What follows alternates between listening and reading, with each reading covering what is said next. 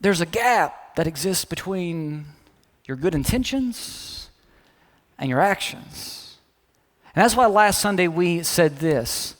We said good intentions are not a substitute for being intentional.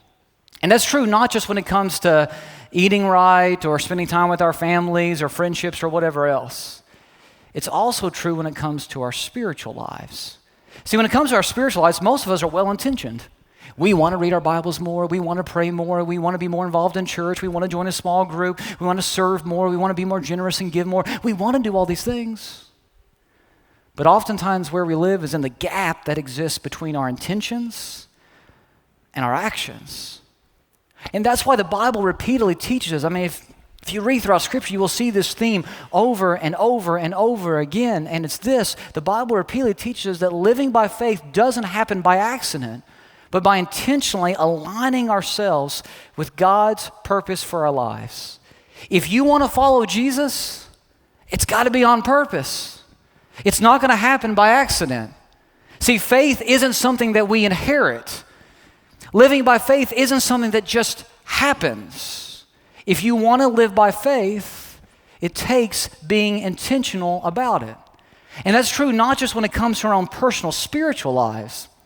It's also true when it comes to our mission as a church. See, we believe that the church exists to unleash the joy of heaven on the sadness of earth. That's why we're here. And locally, as First Church in Owasso, Oklahoma, we believe that we are here to unleash a revolution of God's love on the 918 and beyond.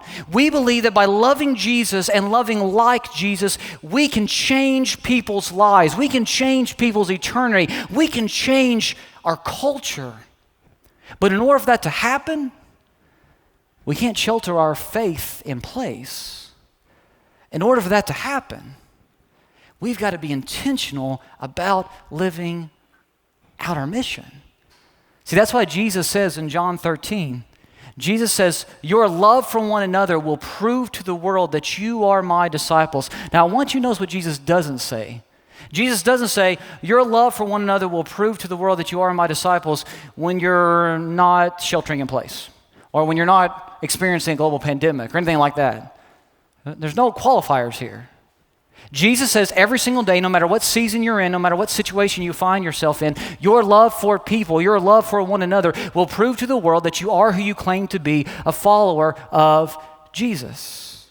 So that means when you're in line at Walmart, or you're driving down the road, or you're on social media, how you treat people will prove to them who you really are. Paul goes on to say this. Paul goes on to say in Galatians 5:6, the only thing that counts is faith expressing itself through love. It doesn't matter what you believe in your head.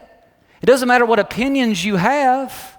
It doesn't matter how often you show up to church or you worship online. What matters is that you express that faith in love on a daily basis. We are here to unleash a revolution of God's love, and that's not going to happen by accident. We've got to be intentional about it. That's why Jesus says that the greatest two commandments are to love God and love people. We say it like this at First Church: love Jesus, love like Jesus. Those are the greatest two commandments. And if we're going to do that, we're going to have to do it on purpose, especially during these chaotic and crazy and uncertain times.